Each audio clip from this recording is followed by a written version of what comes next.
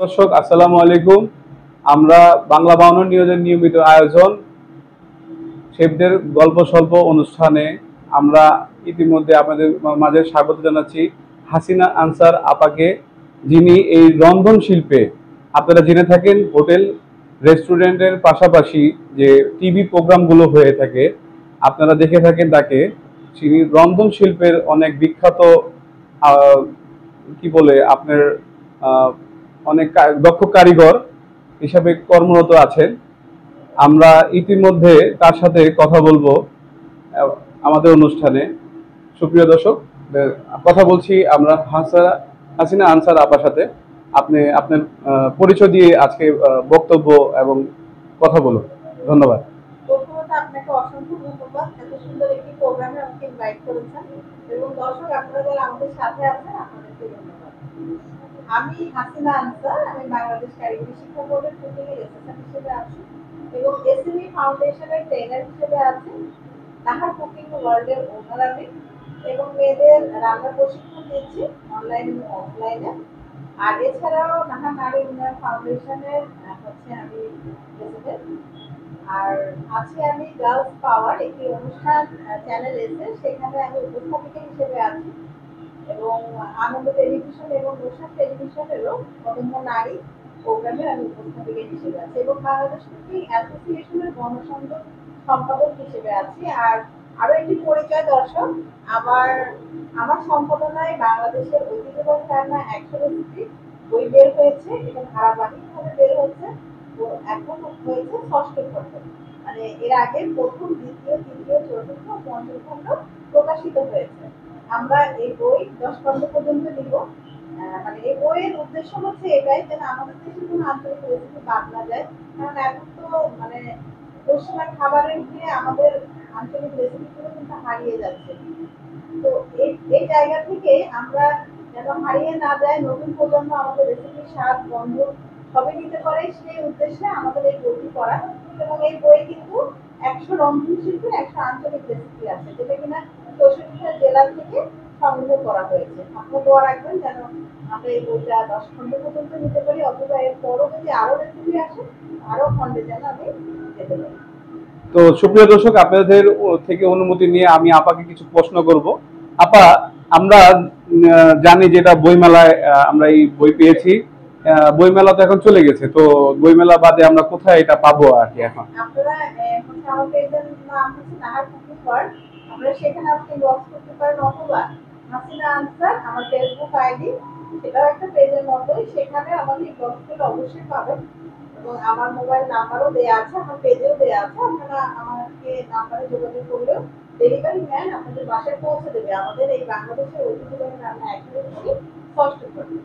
আপা, এর পাশাপাশি আমরা জানতে চাচ্ছি যে আপনার জীবনের যে পিছনে প্রত্যেকটা মানুষের পিছে সফলতার পিছনে একদম গল্প থাকে। আমরা একটু গল্প জানতে চাই। আমাদের ভাইয়া মানে যিনি আপনার হাজবেন্ড, উনি কি আসলে আপনাকে হেল্প করে কিনা, বা একটু বিষয়ে আপনি যদি বলতেন আর কি। আমাদের তো আসলে পারিবারিক বিষয় আপনি বললে খুব ভালো হয়।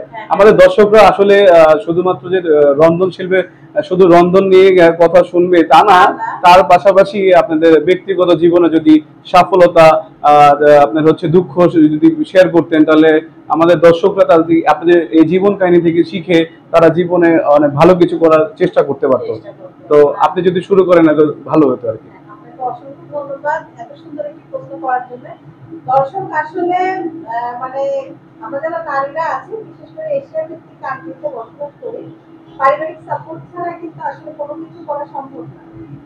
মূলত এই রান্নার জগতে আসার উদ্দেশ্য হচ্ছে মানে আমার হাজবেন্ড ভোজন রসিক, উনি নিত্য নতুন রেসিপি খেতে পছন্দ করেন। তো ওনাকে খুশি করতে গিয়ে, ওনার স্বাস্থ্যের কথা চিন্তা করতে গিয়ে আমি নিত্য নতুন রেসিপি ট্রাই করতাম। এবং আমার বাচ্চারা যখন অনেক ছোট, আমি চিন্তা করতাম যে যেই খাবারগুলো ওরা বাইরে থেকে কিনছে, সেই খাবার যদি আমি নিজেই বাসায় হাইজিন হ্যাজার্ডটা মেনটেন করে তৈরি করি, তাহলে তো সেটা অবশ্যই স্বাস্থ্যসম্মত হয়। তো এই জায়গা থেকে আমি আসলে রান্নাটাকে মানে প্যাশনের জায়গা থেকে আমি রান্নার জগতে এসেছি। মানে এভাবেই রান্না করতে করতে কোন সময় যে আমি এই জগতে চলে আসলাম রন্ধন শিল্পী হলাম, আমি নিজেও বুঝতে পারিনি। আমার শ্বশুর বাড়ি থেকে আমাকে অনেকটা সাপোর্ট করেছে। যেমন আমার যে বড় ভাসুর, উনি আমার আব্বুর বয়সের, মানে অনেক মুরব্বী। উনি আমাকে এবং আমার যাকে ট্রেন করিয়েছে বিভিন্ন রেস্টুরেন্টে সে বাসায় এনে এরপর বিভিন্ন বড় বড় যে হচ্ছে অনুষ্ঠানগুলো হতো বা ছোটখাটো অনুষ্ঠান হলে আমার শ্বশুর বাড়িতে মিনিমাম 100 জন তো হয়েই যায়, মানে একটু যৌথ ফ্যামিলি। তো যখন অনুষ্ঠানগুলো হতো আমরা কিন্তু ওই রেসিপিগুলো আমি আর আমার যা ট্রাই করতাম এবং এত ভালো রিভিউ সবাই দিত, মানে ওই জায়গা থেকে কিন্তু যখন আপনাকে কেউ হচ্ছে মানে উৎসাহ দিবে তখন কিন্তু সেই কাজ করার ইচ্ছাটা আরো বেড়ে যায়। তা আমার এবং আমার জায়েরও তাই হলো, আমরা আরো মনে করলাম আরো ভালো করে আরো কিছু শিখি। তো আমার শ্বশুর বাড়ি থেকে আমার যার মেয়ে, ননাসের মেয়ে, আমার দুই ছেলে, পাড়া প্রতিবেশী, আত্মীয় স্বজন বলতো যে তুমি রান্না নিয়ে এত সুন্দর রান্না করছো, এটা নিয়ে কাজ করো। কারণ এখন তো সবাই রান্না নিয়ে কাজ করছে, একটা ইউটিউবে চ্যানেল খোলো, পেজ খোলো, কিছু একটা করো। তখন আমার দুই ছেলে মাশাআল্লাহ বড় হয়ে গেল ওরা, তো ওরাই আমাকে পেজ খুলে দিল নাহার কুকিং ওয়ার্ল্ড, এবং ওরাই মানে সমস্ত কিছু আমাকে বুঝিয়েছে আম্মু এইভাবে এইভাবে করে করলে তোমার ভালো হবে। প্রথমে আমার হাজবেন্ড অতটা বুঝতে পারেনি যে বিষয়টা আসলে কি হচ্ছে, বলছে আচ্ছা করো। কিন্তু আমি যখন মানে এটার মধ্যে এত বেশি জড়িয়ে গেলাম, মানে আমার মনে হলো যে এত অর্ডার আসছে আমার খাবারের, আমার উচিত কোর্স গুলো করা। হ্যাঁ, তো আমি হচ্ছে প্রফেশনাল শেফ কোর্স করলাম লেভেল 1, এবং আমার রেজাল্ট অন্যান্য বিবেচনা করে আমাকে আইসিআই ইনস্টিটিউট থেকে স্কলারশিপ দিল লেভেল 4 এর জন্য। তখন আমি লেভেল 4টা করলাম, আমি বাংলাদেশ কারিগরি শিক্ষা প্রতিষ্ঠানের এসএসসি আছে।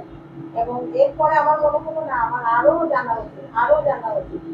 আমি তখন ওই যে আপনার ফুড অ্যান্ড বেভারেজ প্রোডাকশনের উপর লেভেল 2, 3 হ্যাঁ করলাম, ফুড ক্যাটারিং থেকে করলাম, এবং বেকারি অ্যান্ড পেস্ট্রির উপরেও আমি অ্যাডভান্স লেভেলটা আইসিআইতে করেছি। এবং এটা এমবিবিএস লেভেল 2 আছে, কেক অ্যান্ড পেস্ট্রি, সেটা আমি করলাম ইউসেফ থেকে।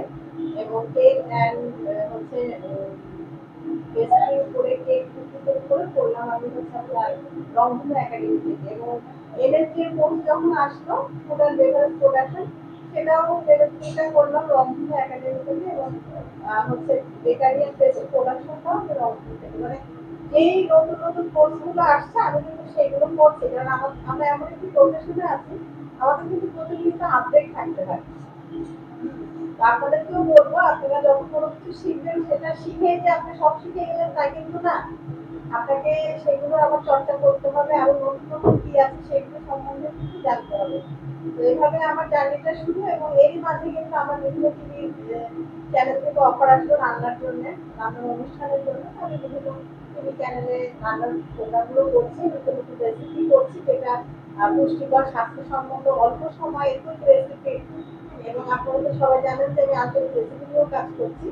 তো মোটামুটি এভাবে ইলেকট্রিক মিডিয়া অ্যান্ড প্রিন্ট মিডিয়াতে রান্নার প্রণালী নিয়েই কাজ করছি। এবং এসএমই ফাউন্ডেশন থেকেও কিছুদিন আগে প্রায় 1-1.5 মাস আগে আমাকে দিনাজপুরে ওরা পাঠালো হচ্ছে বেকার সরি ফাস্ট ফুডের ট্রেনিং এর জন্য। তো ওইখানে মোটামুটি 25 থেকে 28টার মতো আইটেম আমি শেখালাম মেয়েদের, 5 দিনের ছিল।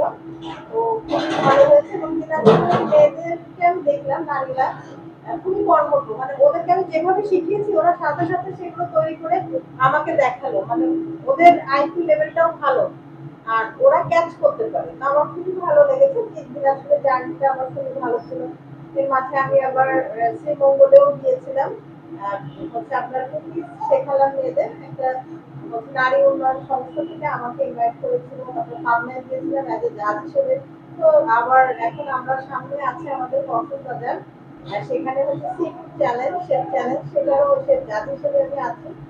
আর কিছুদিন আগে আমি হচ্ছে নিরাপদ খাদ্য কর্তৃপক্ষ থেকেও আমি হচ্ছে পিঠা প্রতিযোগিতা জাজমেন্টে ছিলাম। আমার সেখান থেকে খুব সুন্দর একটি অ্যাওয়ার্ড দিয়েছে, এটা আমার জীবনের অনেক বড় পাওয়া। সরকারি প্রতিষ্ঠানের সাথে কাজ করে আমি সেখান থেকে একটা অ্যাওয়ার্ড পাওয়া। এবং এসএমই ফাউন্ডেশনের ট্রেনার, আমি সরকারি ট্রেনার হিসেবে আছি। তো সেই জায়গা থেকেও আমার মানে ভালো লাগার জায়গা এই যে প্রাপ্তিগুলো, এগুলো আসলে যখন আসে আপনি যে কাজ করেন ফিডব্যাক যদি এভাবে রিভিউ যদি গুড হয়, তাহলে কিন্তু আপনার আরো কাজ করার ইচ্ছা জাগে। তো আমি কাজ করতে চাই হচ্ছে আরো বেশি এই সেক্টরে, আরো ভালো কিছু দিতে চাই। যেমন আমরা আসলে দেশের জন্য কাজ করছি এই বইটা নিয়ে।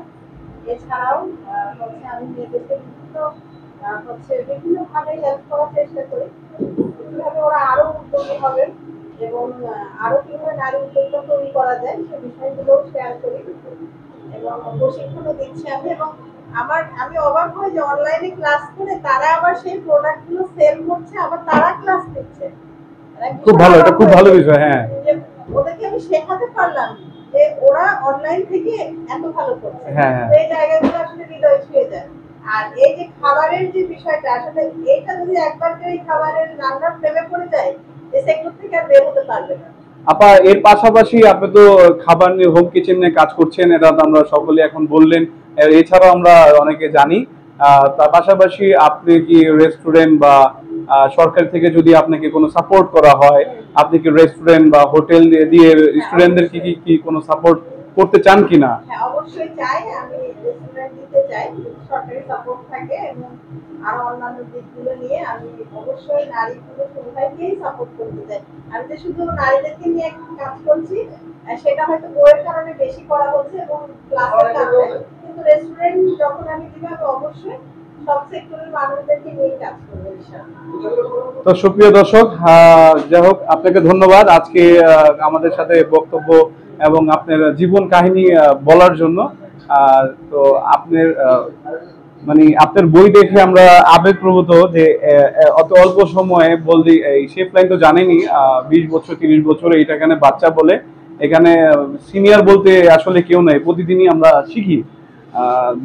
যেহেতু আমরা শিখি, তো আমরা এখানে পুরনো হওয়ার কোনো চান্স নেই, আমরা নতুনত্ব আমরা এখন থেকে শুরু করতেছি আর কি।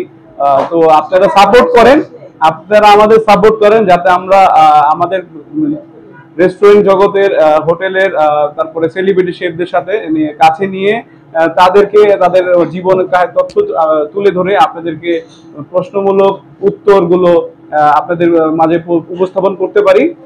সেই বলে আপা, আপনাকে ধন্যবাদ। আসসালামু আলাইকুম।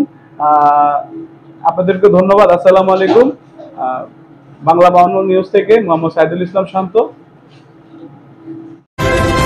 বাংলা 52 নিউজ, 21 চেতনায় সত্য প্রকাশে অঙ্গীকারবদ্ধ।